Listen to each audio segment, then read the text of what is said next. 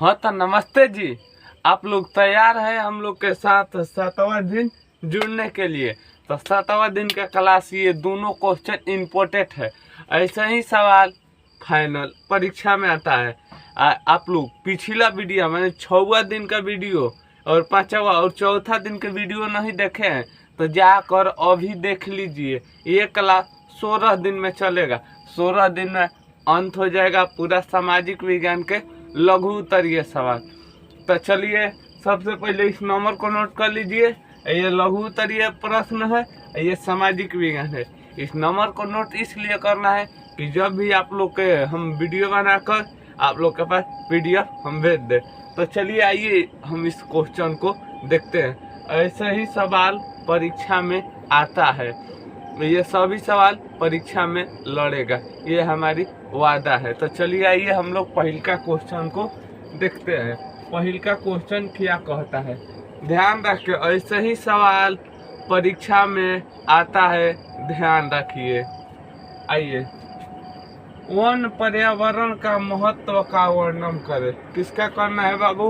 One पर्यावरण का महत्व करना है। तो आइए हम लोग क्या करते हैं, इसका महत्व का वर्णन करते हैं। चलिए देखिए, वन पर्यावरण का महत्व निम्नलिखित है। जब भी आ जाएगा वर्णन करे, अंतर स्पष्ट करे, तो ऐसे ही लिखना है। हमारे साथ यदि आप लोग पूरे 16 दिन तक वीडियो देखते हैं तो आप लोग को लिखने का पैटर्न पता चल जाएगा, कैसे परीक्षा में लिखना है, क्योंकि हम भी कॉपी लिखकर परीक्षा में आए हैं। तो इस तरह बुझा गया, अंतर स्पष्ट कैसे हो गया।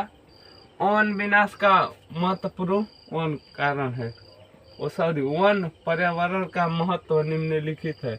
एक नंबर में देखिए, वन पर्यावरण में उपस्थित प्रदूषण को दूर करता है। बाबू एक नंबर में है, वन पर्यावरण में उपस्थित प्रदूषण को दूर करता है। पेड़ पौधा है न जो बाबू लोग, ये क्या करता है, प्रदूषण को दूर कर देता है। प्रदूषण में समझ रहे हैं, खराब खराब धुआं, खराब खराब हवा, इस सब को वन क्या करता है, दूर कर देता है। तो जहाँ पर वन कम रहेगा वहाँ पर प्रदूषण फैलेगा, और प्रदूषण फैलेगा आदमी इसी तरह धस न धूस हो जाएंगे। तो इसीलिए वन का भी कटाई नहीं करना चाहिए।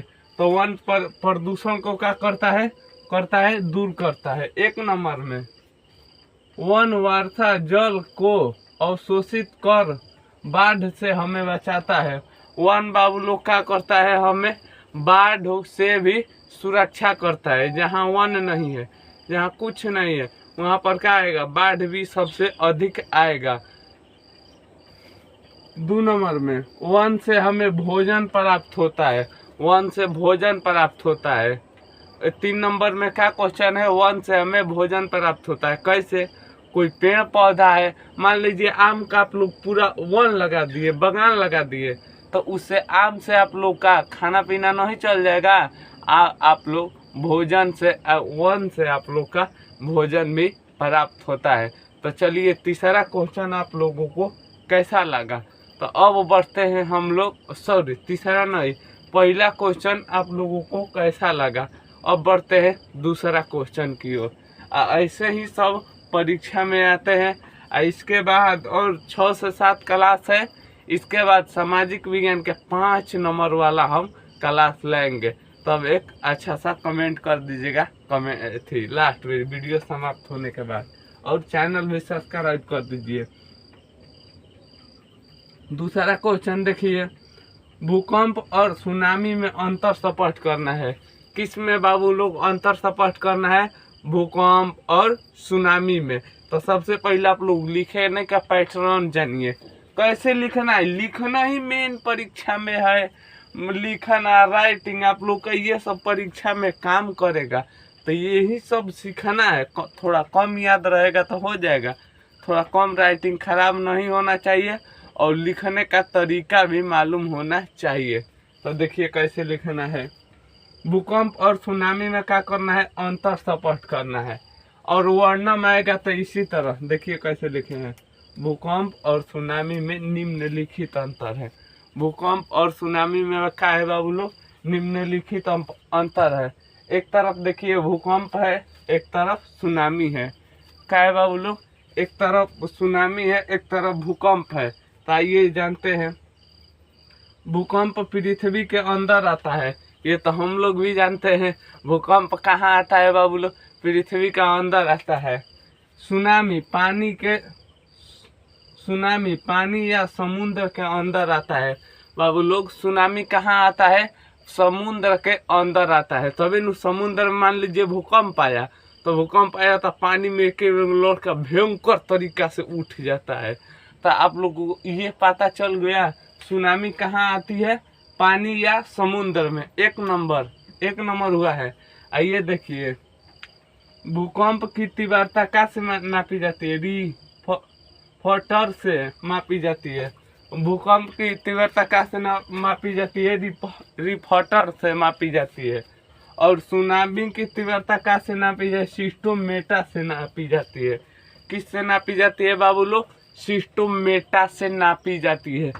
एक नंबर में भी सवाल पूछेगा सुनामी का से नापी जाती है तो सिस्टोमेटा से। आइए भूकंप का से मापा जाता है, कैसे भूकंप तेज आया कि को स्लो आया, ये का से नापी जाती है, रिफ्रेक्टर से। भूकंप का से मापी जाती है रिफ्रेक्टर से। सुनामी का से नापी जाती है सिस्टोमेटा से। तो बताइए आप लोग का पहला और दूसरा क्वेश्चन कैसा लगा। तो चलिए अब हम लोग बढ़ने वाले हैं तीसरा और चौथा क्वेश्चन। आज के बाद सभी क्लास इम्पोर्टेंट, तो आप लोग पूरी क्लास अंत तक देखिएगा। चलिए हम लोग बढ़ते हैं तीसरा सवाल की ओर। चलिए अब हम आने वाले हैं तीसरा और चौथा क्वेश्चन की ओर। तीसरा क्वेश्चन में इम्पोर्टेंट है और चौथा क्वेश्चन भी इम्पोर्टेंट है। इम्पोर्टेंट आखिर हम क्यों कह दे रहे हैं इम्पोर्टेंट है, क्योंकि ये सभी सवाल बिहार बोर्ड में बार बार पूछा है। बार बार जो पूछा है तो बाबू इस साल भी पूछने का गारंटी है न, इसीलिए हम कह दे रहे हैं ये सारी क्वेश्चन इम्पोर्टेंट है। तो चलिए इम्पोर्टेंट क्वेश्चन को हम लोग देखते हैं। एक नंबर में ग्राम कचहरी के 2 कार्य लिखे। यदि देखिए ये क्वेश्चन इसलिए इम्पोर्टेंट है, 2 नंबर में भी आ सकता है, 4 नंबर में भी आ सकता है, इसीलिए ये सभी क्वेश्चन इम्पोर्टेंट है। जो 2 नंबर में आने का संभावना है या 4 नंबर में आने का संभावना है, तो बताइए वो क्वेश्चन इम्पोर्टेंट नहीं है तो क्या है, मोस्ट वीवीआई है। तो ऐसा कुल क्वेश्चन को वीवीआई समझना चाहिए, जो 2 नंबर भी आ सकता है, 4 नंबर में भी। तो ऐसा कुल क्वेश्चन आप खुद से जानिए वीवीआई है। ग्राम कचहरी के 2 कार्य लिखे, यदि 4 नंबर में आता ग्राम कचहरी का कार्य लिखे चाहे वर्णन करे। तो 1 नंबर देखिए कैसे लिखना है, ग्राम कचहरी के 2 कार्य निम्नलिखित है। 5 नंबर में आता तो ग्राम कचहरी का 5 कारण निम्नलिखित है, चाहे निम्नलिखित कार्य है। 2 नंबर में है तो 2 कार्य निम्नलिखित है। देखिए पहल का ग्राम पंचायत की स्वच्छता, बिजली,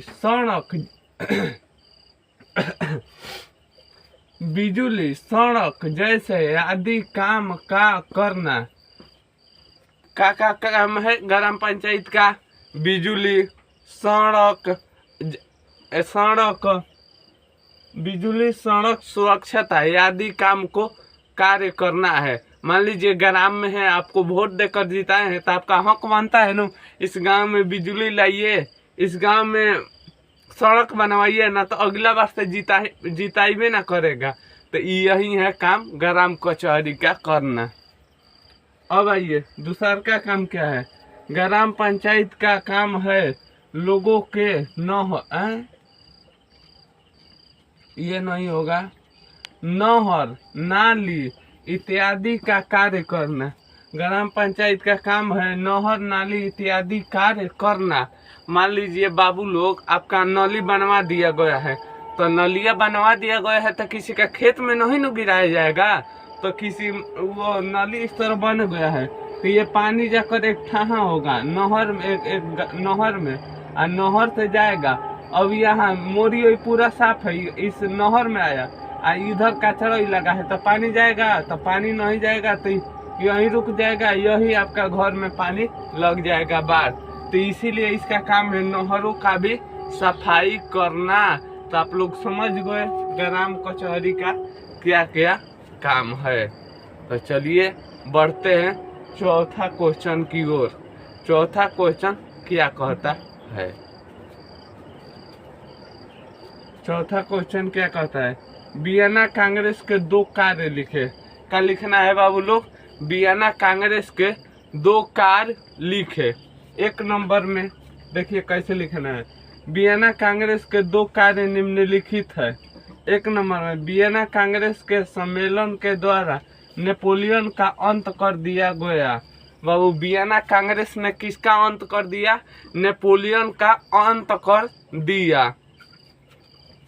2 नंबर में देखते हैं नेपोलियन के द्वारा पैदा किया गया अशांति। नेपोलियन पहले काम का कैले रहे भाई? तो अशांति के काम कैले रहे। तो ई काम के हटैलस के तो वियना कांग्रेस के द्वारा इसे हटाया गया। देखिए बाबू लोग, वियना कांग्रेस जो था नु ये अशांति पैदा कर दिया था। वियना कांग्रेस नहीं, नेपोलियन जब आया नु तो ये अशांति पैदा कर दिया था। तो ये वियना कांग्रेस आया नु तो शांति भी, अशांति को हटाकर शांति लगा दिया। तो यही सब चौथा और तीसरा और चौथा क्वेश्चन है। तो अब हम लोग बढ़ने वाले हैं 5वां क्वेश्चन की ओर। तो आप लोग 5वां क्वेश्चन के लिए हो जाइए रेडी। अब आने वाला है 5वां क्वेश्चन। चलिए बढ़ते हैं 5वां क्वेश्चन की ओर। हाँ तो चलिए अब हम बढ़ने वाले हैं 5वां क्वेश्चन में। अब 5वां क्वेश्चन भी है इम्पोर्टेंट। तो आइए हम लोग देखते हैं 5वां क्वेश्चन की ओर। 5वां क्वेश्चन की ओर। लोकतंत्र से आप क्या समझते हैं? बाबू लोग, लोकतंत्र से आप क्या समझते हैं? इसके बारे में हम पढ़ते हैं और आपको समझाते हैं। लोकतंत्र एक प्रकार की भारत में बहुदलीय व्यवस्था है। भारत में कैसा दलीय बाबू लोग व्यवस्था है? बहुदलीय व्यवस्था है, मतलब बहुत दल है, बहुदलीय व्यवस्था है। इसीलिए अपनाया गया है कि अगर हमेशा एक ही दल का शासन रहेगा तो जनता को बदलने का मौका नहीं मिलेगा। तो जो पार्टी जीती है तो वह तानाशाह नहीं बन सके। इसीलिए भारत में बहुदलीय व्यवस्था है। देखिए बाबू, ये क्या क्वेश्चन कह रहा है? मान लीजिए जो एक बार पार्टी जीती है वो हमेशा यदि सरकार रहती है उसका ही, अब समझ लीजिए एक बार जीता नु, अब उसको कोई हटाने वाला नहीं है, तो वो क्या करेगी? दल तानाशाह बन जाएगी, काम वही कुछ नहीं करेगी। जाने की चलो ना, हम कहीं नहीं रहना है, अब हमको कौन हटाएगा? अब हम ही यहाँ के क्या बन गए? राजा। ये कहा तन, ये हो गया एक एथी में। अब बहुदलीय व्यवस्था में ना ये नहीं होता है। 5 साल के बाद वोट होता है, अगर कोई भी जीतता है तो 5 साल के बाद यदि तुम अच्छा काम किए हो तो फिर बनेगे, और नहीं काम किए हो तो हटा दिया जाएगा। इस तरह आप हमेशा के लिए बन गए प्रधानमंत्री। आप काम करो चाहे मत करो, आपको कौन हटाने वाला है? लेकिन लोकतंत्र ये कहता है नहीं, आप यदि काम करेंगे तो जनता रखेगी, नहीं तो नहीं रखेगी। मान लीजिए गेंदा बैट्समैन, विराट कोहली टीम, विराट कोहली कप्तान है या रोहित शर्मा, जो भी हो दोनों में ले, अब वो कप्तान है, अच्छा नहीं खेलेगा तो उसको कप्तानी से हटा दिया जाएगा। मान लीजिए 20-30 मैच में अच्छा खेलवा ही नहीं किया, 1 से 2 रन पे आउट हो गया, तो उसका क्या कर दिया जाएगा? कप्तानी से हटा दिया जाएगा। ये नहीं ना उसका फिक्स हो गया, आप 1 रन मारे चाहे नॉट मारे, आपको कप्तान हमेशा के लिए बना ही जाएगा। ये गलत बात है, आप काम नहीं करिएगा, हटा दिया जाएगा। तो यही तो है लोकतंत्र से हम यही तो समझते हैं। तो बताइए आप लोग का ये हमारी 5 ठो क्लास कैसी लगी? तो 5 ठो क्लास के बाद अब हम मिलेंगे आप लोग के 7वां दिन का क्लास हो गया। 8वां दिन का एक वीडियो हम जल्द आप लोग के ला रहे हैं। ठंडा में पढ़ाई कैसे करें गुरुजी, अब पढ़ने का तरीका क्या है, आखिर अब हमें क्या करना चाहिए परीक्षा के लेकर। अब से 3 महीना बाकी है। तो चलिए अब मिलेंगे हम आप लोग के 8वां दिन के साथ। जय हिंद दोस्तों, मिलेंगे 8वां दिन के साथ। उससे पहले चैनल सब्सक्राइब कर दिए, मन है तो शेयर भी कर दीजिएगा। नमस्ते।